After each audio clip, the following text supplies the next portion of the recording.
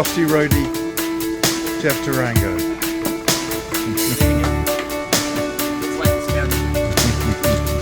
Okay, man. Say hi to the people. You know that? Oh, really? Hey, hello to the people. We got Spaghettini tonight.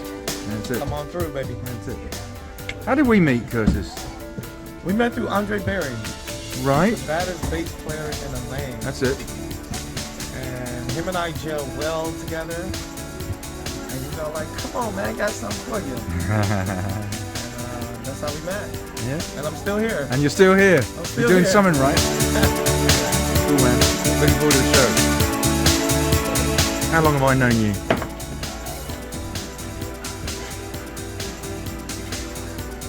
28 years. Well, I know we go back to 2003, don't we? Okay, so you- that will give us... You played on my album Groovalicious.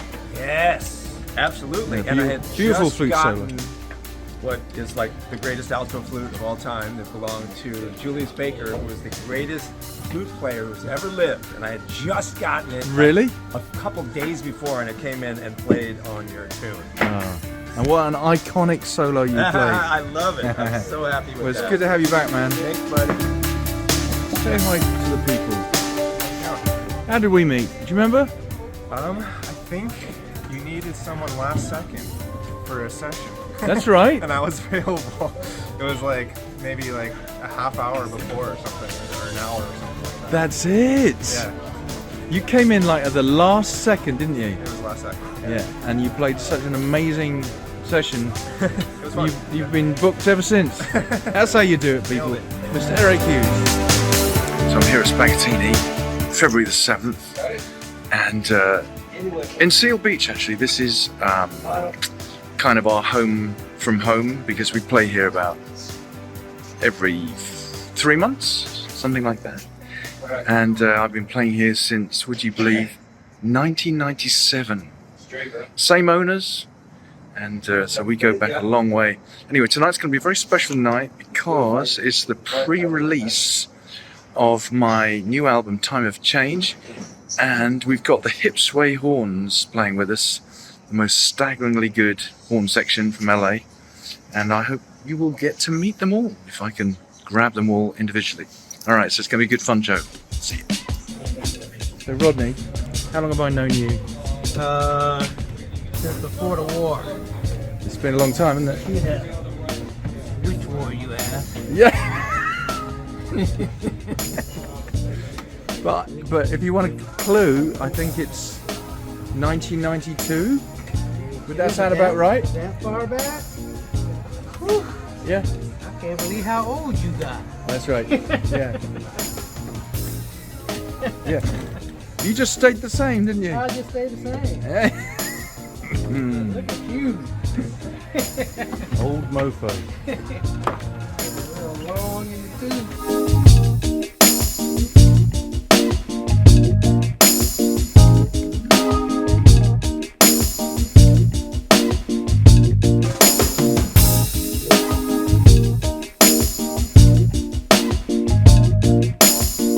How long have I known you? I want to say 30, 31, 32. And how did I meet you? Didn't we play at Boat Chaos in 97, something like that? We did. And the rest is history, man. Yeah, man. So 96 to that. That's 30 years. That's right? it. That's it. Well, it wouldn't be the same without you, mate. Oh, right on, man. Well, you know, I'm always happy to be here and ready to be a team player. That's it. You know? That's it. My wife's, "Cause you gotta take all that stuff." I was like, "It's gotta be right." For this band. Yes. Before we talk about that, I just want to get you on the film. How long have I known you, Tom?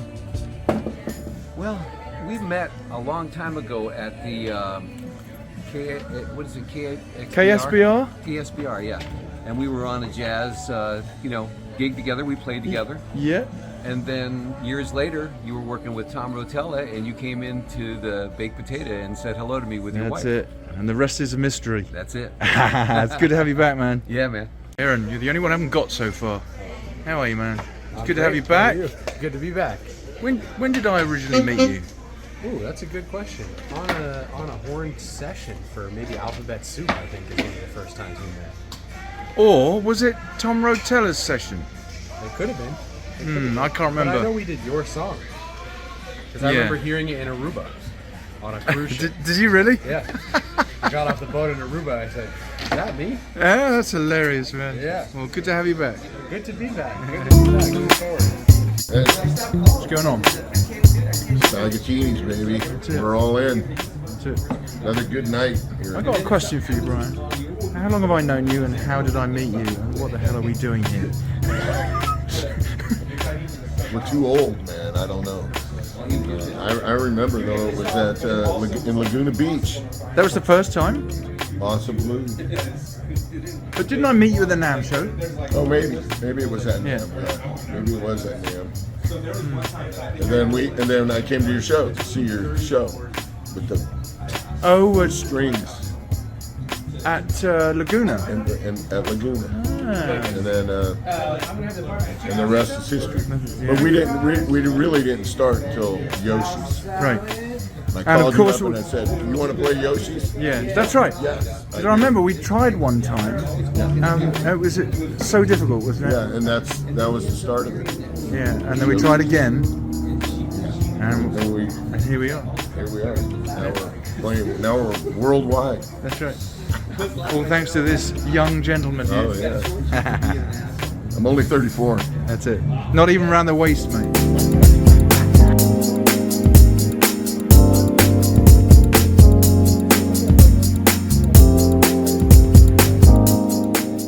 Chicken. Chicken. You want fried, baked, broiled, barbecue. That's how I started, you know. And I was like, We're gonna have them. There's no salmon on here. maybe I should put it together. They even took the burger off here. I gotta have. Damn. The way you have to have it is 4 times over. You gotta have the So, you started writing with Rodney Lee. Yes. Music director. We were children. Yeah. How long has that been going on now? I think I met Rodney in 93. 93. Yeah. Yeah, we were doing we were playing in a band, a mutual friend of ours, and as soon as we met, we had this mutual affinity for jazz and harmony, particularly. And so I said, "Do you want to write some music together? You know, I'm trying to do some kind of a solo project." So he said, "Sure, let's do it." So Rodney was living in this 1-bedroom apartment in North Hollywood at the time, and we were completely broke, you know what I mean, trying to find a footing in this world. Yeah. And I remember we were writing something, and then we just decided to sit down and have a cup of tea. And Rodney says, "Come on, get back to work. We're too broke to be tired." You said something in this book. You said you kind of finished off, and I'm not going to give too much away, but you said, "Am I where I want to be as far as being famous?" And you said maybe not, but you did have it right when you said you're hanging with the right people, doing what you love, and you're very proud of what you are doing. And listen, in my book, it's not about money. You are rich. The biggest thing you have of value is your time. And you spend your time pretty wisely with some good people. And you bring in incredible guests that come in that really appreciate you. Yeah, I think it's... I mean, I have to say, I think I'm a very blessed person in a way, because I get to walk around the streets of my, town, and nobody knows who the hell I am. I mean, and I'm not, according to most of my friends, not a sociopath. and if you look at the super famous people in the world, Yes. they can't walk in their own town. They And they cannot. are sociopaths. Yes. So I'm pretty happy where I am. I'll take it. How and why do I get a smile on my face whenever I hear Chris Standring music? Because I literally do. My wife loves your music, plays it over and over again, but it just makes me happy. And that's got to come from somewhere. What's the process with you and Rodney? Are you in the same room when you're writing? Well, I can't really answer that question because, I mean, back in the day when Rodney and I were writing together, we kind of formulated this music, and we brought Andre Berry in many, many years ago too. Yeah. That's right, Andre, give it up. Yeah. And the three of us, I say, kind of invented this music of mine. Yeah. I mean, we didn't invent music, but whatever this thing that I have is the three of us together are very, very much part of it.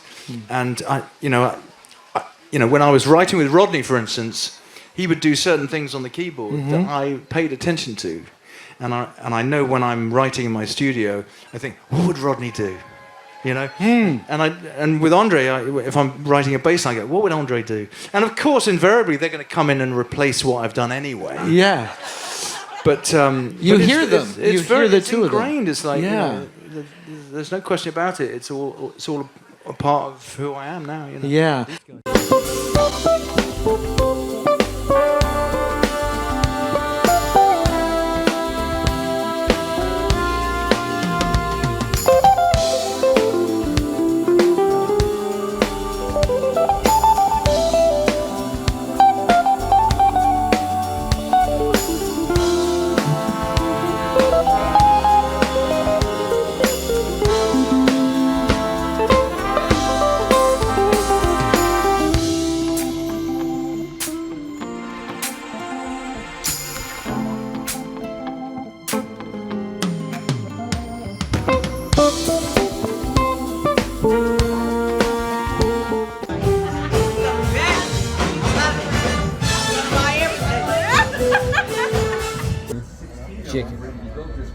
Chicken.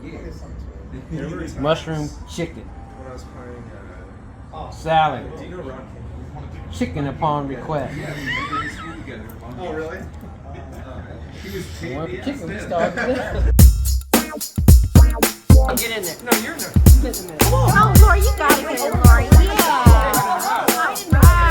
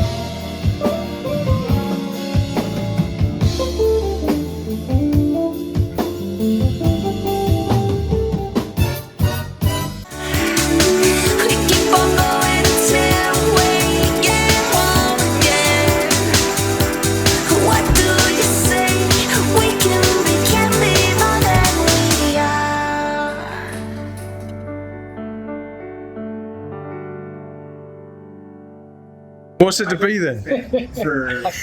Guess I have chicken soup. Hi guys, I hope you're enjoying Love, Miles and Music. We sure are having a lot of fun making these episodes.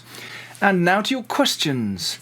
So, Lisa Nast wants to know, is there a song that you prefer not to play live? If so, what song and why? Well, that's a great question, because if I'm honest, probably the songs that I don't care to play quite so much these days are older songs that I have been playing a long time. One of them that comes to mind is Love and Paragraphs. I know a lot of people like that song, but the thought of playing it is a little bit worse than once I jump in and play it, which of course then I'm having fun. So yeah, it's the older songs, but also I should say that I'm very conscious of my show, the arc of my show.